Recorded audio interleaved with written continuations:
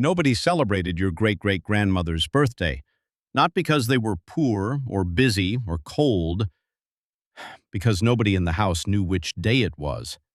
Most of them did not know how old they were either. That is not a guess. It leaves a fingerprint, and the fingerprint is still sitting in the records. Go into almost any old census and count the ages. They do not spread out the way real ages spread out. They pile up. 30, 35, 40, 45. The numbers ending in 0 and 5 stand in towers, and the numbers on either side are hollowed out. When a man does not know his age and a clerk is standing in front of him with a pen, he says 40. He is not lying. 40 is his best available answer. Demographers have a name for this: age heaping. There is a formal index for measuring it, so a whole population can be scored on how well it knows itself. It is in 19th century Europe. It is in the developing world today. And it is carved into Roman tombstones, where the ages of the dead cluster on multiples of 5 so heavily that historians have to statistically smooth the numbers before the data means anything at all. 2,000 years apart. The same fingerprint. A species rounding itself off. So here is the question. I am not going to answer it for a while, because the answer is stranger than the fact.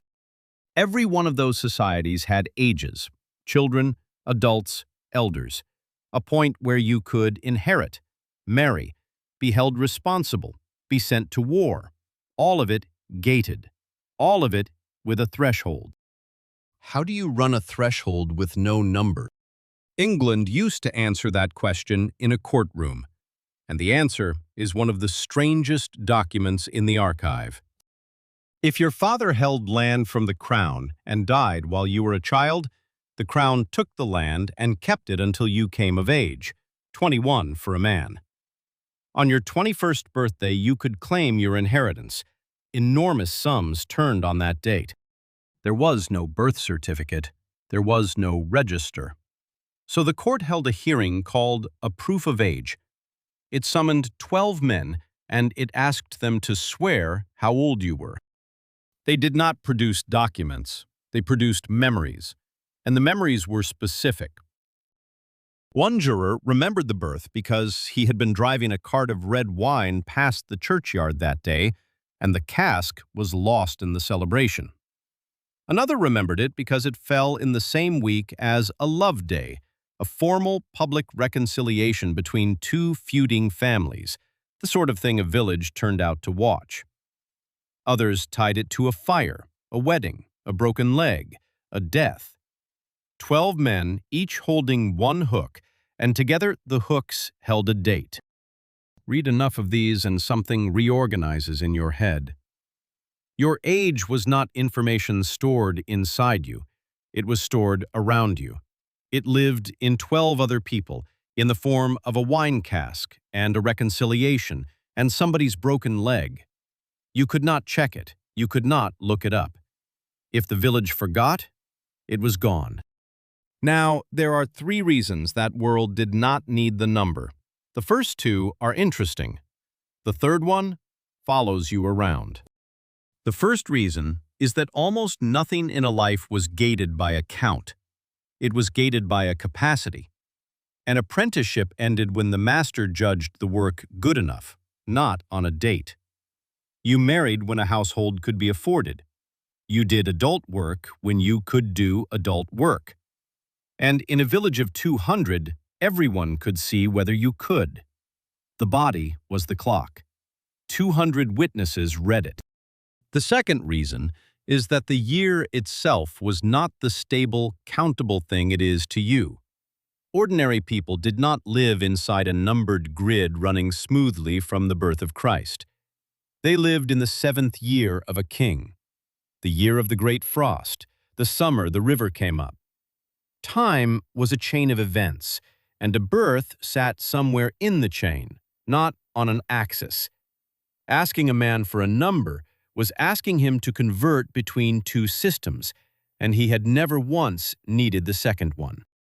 Which brings us to the third reason. And the third reason is not about them at all. Nobody needed your age until somebody else did. In 1833, the British Parliament passed a Factory Act, and it did something that had barely been done before.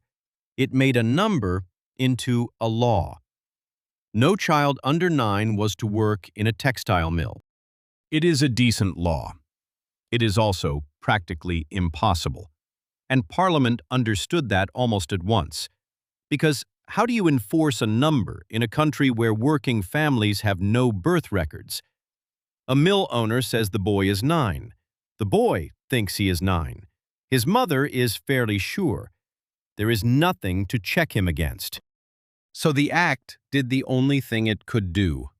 It sent the children to a doctor. A surgeon examined the child and signed a certificate stating whether that child had the ordinary strength and appearance of a 9-year-old. That was the legal test, not a record, not a date. A professional man looking at a child and deciding. Sit with that. The first time in British law that a child's age genuinely mattered, the state could not find it.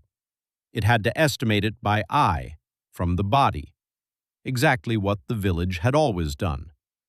The only difference was that now the estimate came on paper, with a signature, and the fine attached.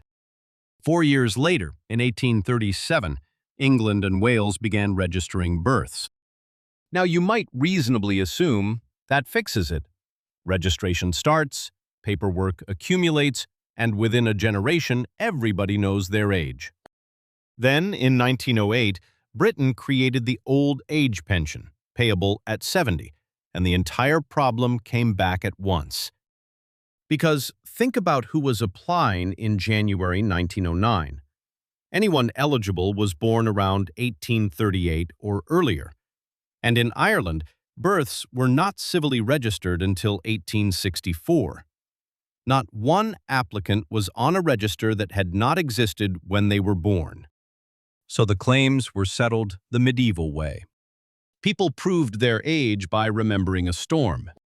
On the night of the 6th of January, 1839, a storm crossed Ireland at hurricane force and took the roofs off the country.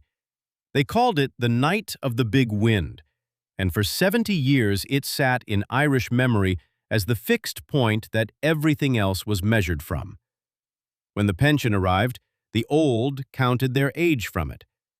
There was a line that claimants used, rehearsed and passed hand to hand, and it went, "I was able to eat a potato out of my hand on the night of the big wind." That is a legal argument. It says, I was old enough to feed myself in 1839, do the arithmetic, pay me. And when even that failed, the rule was that if the committee judged from the applicant's appearance that he was not less than 70, they were entitled to allow the claim. A look. Again. 500 years apart, the same method. A jury dating a birth by a spilled cask of wine, and a farmer dating his own by a storm he could still feel in his hands. Both times, the age is not in the person, it is in the weather, and in what the neighbors remember. Which is the answer to the question I left open. They ran thresholds without numbers because age was never a quantity to them. It was a status, something other people granted you by looking at you and by remembering you. And it held for thousands of years because everyone who needed to know you could see you. The number did not replace a worse version of the same thing, it replaced something different in kind. And it never arrived on its own. It arrived attached to a condition, every single time. 9. To be allowed to work. 21. To inherit. 70. To be allowed to stop. Every one of those numbers was a threshold chosen by somebody who was not you, for a reason that was not about you. In 1937, the United States began paying Social Security, and millions of Americans had to prove a birth that nobody had ever written down. The solution was the delayed birth certificate. You brought a baptismal note, a family Bible, a school register, a midwife's sworn statement, anybody who remembered, and the state issued a birth certificate to a person in their 50s, the document that looks like the beginning of a life printed halfway through it. You have a number. You know it exactly, to the day. Your body does not. Your cells are not counting. Nothing inside you is keeping the total.